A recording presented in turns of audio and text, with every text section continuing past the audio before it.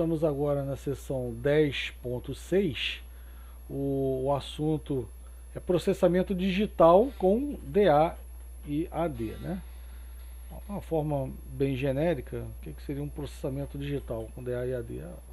Basicamente, o diagrama em blocos seria: você tem os sensores, né? Os sensores vai passar por um conversor AD, vai usar um microcontrolador ou um microprocessador, um microcomputador, alguma coisa para calcular alguma saída, e aí você vai gerar essas saídas, passar essas saídas digitais por conversor DA e vai nos atuadores.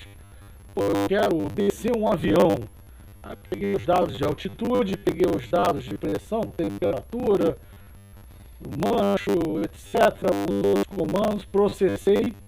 Como é que eu vou? Quem são os atuadores? Eu vou botar os flaps lá das asas do avião numa determinada posição. Então eu vou atuar, né? Vamos fazer o seguinte, vamos pegar como exemplo o projeto do Coronel Bruno. Ele já está bem velhinho, tá? Eu prometi para ele que eu ia colocar no meu livro, se ele conseguisse equilibrar uma bola de 300, fazer levitar uma bola de 300 gramas de metal. A bolinha era uma bolinha pequenininha, o levitador dele. E como ele conseguiu, além de eu pagar o almoço, né, eu prometi e coloquei. Então essa aqui é a ideia do levitador magnético do Coronel Bruno. Ele está lá no laboratório. Quem são os sensores aqui, né? Bom, os sensores aqui, o sensor aqui na verdade é esse cara aqui, né? É esse detetor de quantidade de luz aqui. Esse fotorreceptor aqui, né? Então você tem um feixe laser, né? E essa bola, ela tá levitando, né?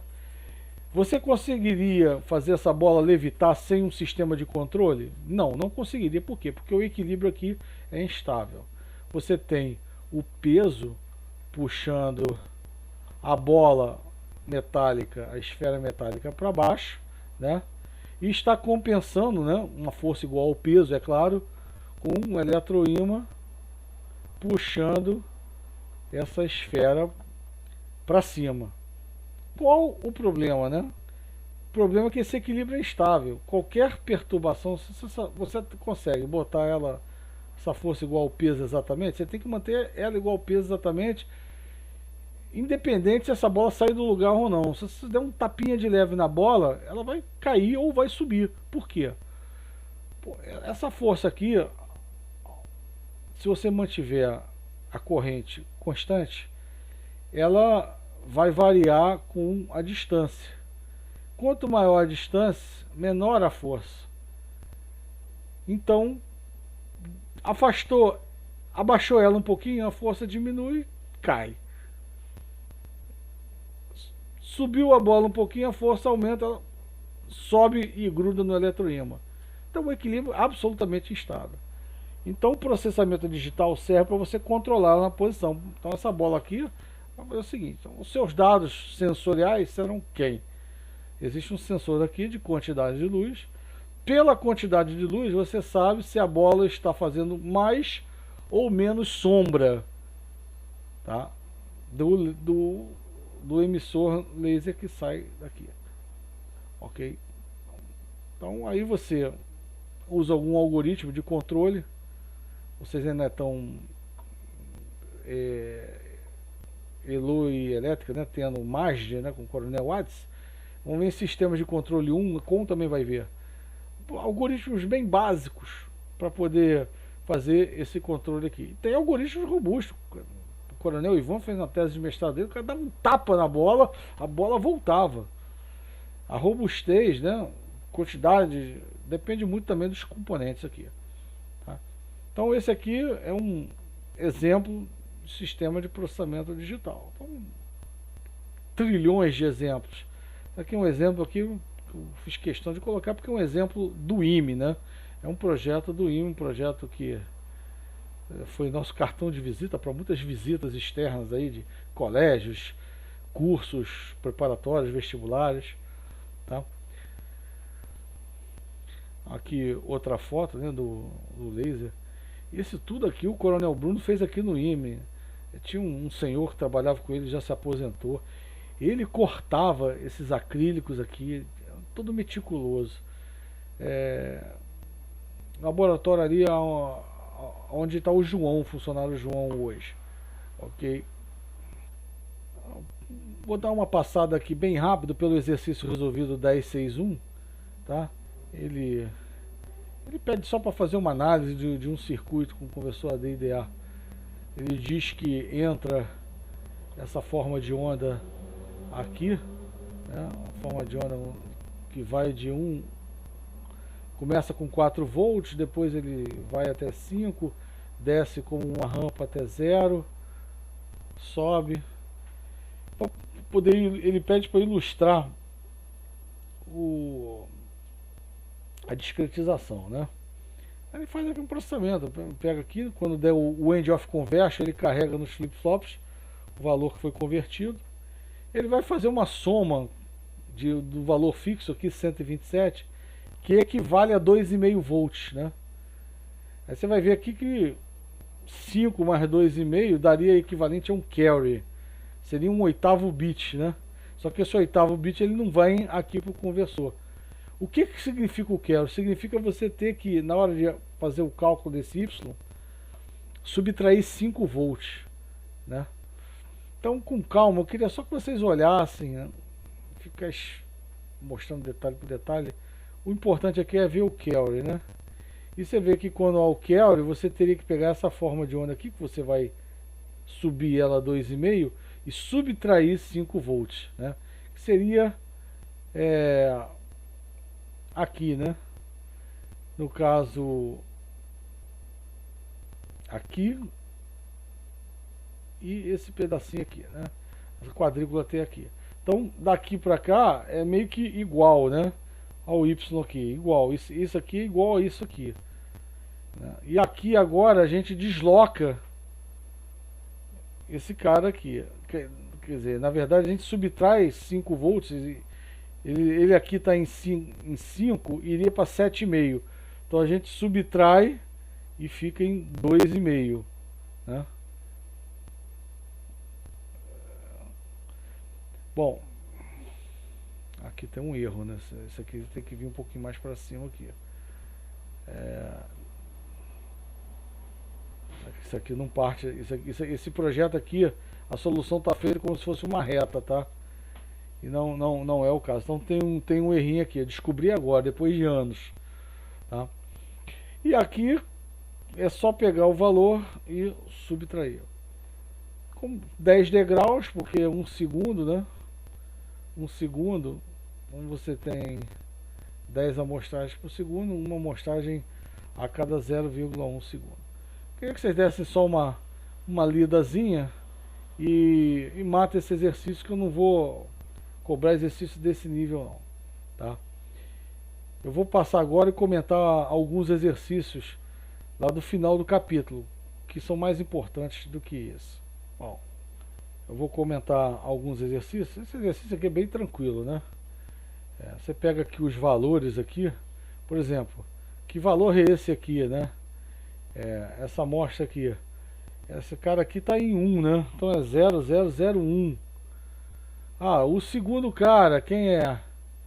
O segundo cara, esse aqui,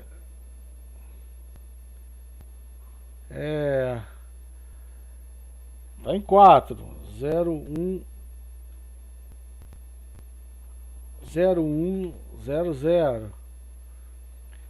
E aí, se você prosseguir, você vai ver que os valores das amostras são esses aqui, tá? Bom, isso aqui não segue uma contagem. Mas essa é que é a ideia. Ele diz o seguinte: se você pegar um contador e embaralhar os bits, isso aqui segue uma contagem, né? Então, por exemplo, esse aqui é o menos significativo, que deve ser o segundo bit. Se você, o terceiro bit do contador virar o segundo, aqui na entrada do DA, então ele diz o seguinte, ó, embaralhe os bits e ache. Tá? Então na lista de exercícios vocês vão quebrar a cabeça um tico de nada. Ainda tem o 0 ainda, que é o primeiro estado ainda, tá? Vocês vão ter que especificar o clock também. Olha aqui o 18 milissegundos. Tá? Então o exercício aqui é um exercício de inspeção, né? Vão ter que embaralhar aqui, não é ligar o QA, ver qual bit liga em qual, né? E o RCO você vai ter que ligar no clear aqui, tá? Ele diz que o clear é síncrono, por isso que você pode ligar o RCO. Se fosse um clear assíncrono, lembra que tem o RCO tem pulsos espuros aqui, tá? Então, olha aí, vê que esse projetinho é bem legal. Aqui já é um pouquinho mais fácil aqui, tá? Aqui dá para usar uma máquina de estados com registrador shift register direto. Você pega uma máquina de estados com shift register, pega a saída do shift register e liga direto na entrada do conversor DA. E aí você vai ver isso aqui, tá? Não se esqueça do 10 milissegundos, especificar o valor do clock também. Tá ok? Facilzinho esse aí também. É bom que treina contador e shift register juntos, tá? Esse aqui, quando eu boto na VF para dar meio ponto de presente pro cara, né? Eu dou uma sequência, né? E só peço pro cara desenhar a forma de onda do Y. É o contrário do exercício 10.1 e do 10.2.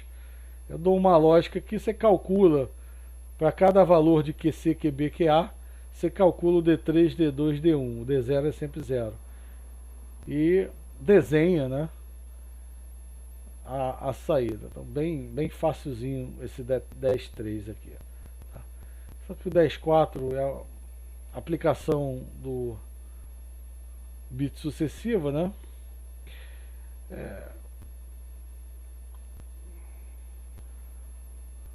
O 10.9 ele fala o seguinte: será que ao invés de ter uma escadinha na saída, né, efeito da quantização, uma escadinha na saída, será que eu não poderia ter uma saída mais suave, né? O que seria uma saída mais suave? Seria por retas assim, né? Quer dizer, essa aqui é a escadinha, interpolação de grau zero. Será que eu não poderia ter uma interpolação de grau 1, por exemplo? Entenderam a ideia? Você ligar uma amostra à outra. Bom, pode. É só você ter um circuito integrador aí. Então, pensa mais ou menos como fazer. Tá? Não vou cobrar não, mas eu quero só falar para vocês o conceito do integrador. É claro que você precisa ter as duas amostras. Eu estou nessa amostra aqui, por exemplo. Para eu poder ir para essa amostra aqui, né? Para eu poder ir para aquela amostra ali, num caminho reto, eu já tenho que saber o valor da amostra. Então você teria que ter um atraso de pelo menos uma amostra na tua saída. Aí você sabe o valor, sabe a taxa de integração aqui e tenta implementar um integrador, tá? Isso aí é pessoal de eletrônica em Elo 3 e Elo 4. Ok, então fica só o conceito aí de que pode ter. Não conheço nenhum integrador. Normalmente, para a gente fazer esse negócio aqui ser menos traumático, você vai lá, bota um filtro RC, tá? Um filtro RC só para eliminar isso aqui, tá ok? Esse 10.10 é só uma reflexão, né? Você ter uma memória e começar a partir do último, último valor, né? Quer dizer, você tem o último valor convertido de 3,4 volts, você vai começar no meio de escala? Não. Uma forma de você trabalhar, por exemplo, é trabalhar com a diferença. Você vai fazer a conversão AD da diferença da amostra atual para a última amostra, tá? E você pode ter uma precisão melhor, tá? Então pensa nisso. Minha amostra atual 3,6. Eu, ao invés de usar os 8 bits para converter 3,6, eu vou usar 8 bits para converter só 0,2, já que a minha última amostra foi, por exemplo, 3,4. Eu tenho um circuito externo e vou converter só o 0,2 e faço uma soma digital depois. Tá? Pensa nisso, que é uma tecnologia que pode te ajudar em alguma coisa, não sei, em alguma aplicação. Mas é a ideia desse exercício 10-10. Esse exercício 10-11, ele é importante, né? Vamos supor que você tenha um conversor AD, cujo tempo de conversão é ΔN.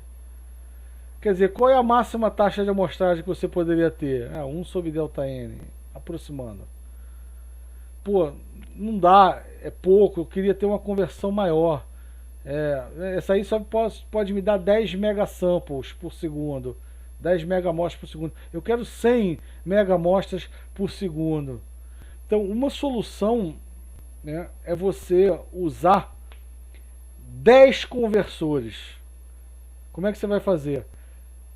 As amostras índice 10K, você manda para o primeiro conversor.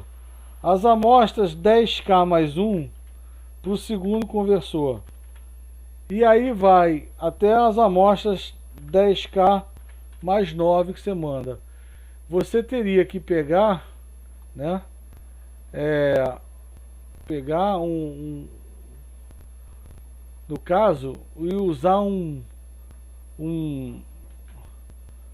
circuito atrasador, tá? Um circuito atrasador para que a amostra ela vá só para o circuito Z-1 do Coronel Pinheiro, né?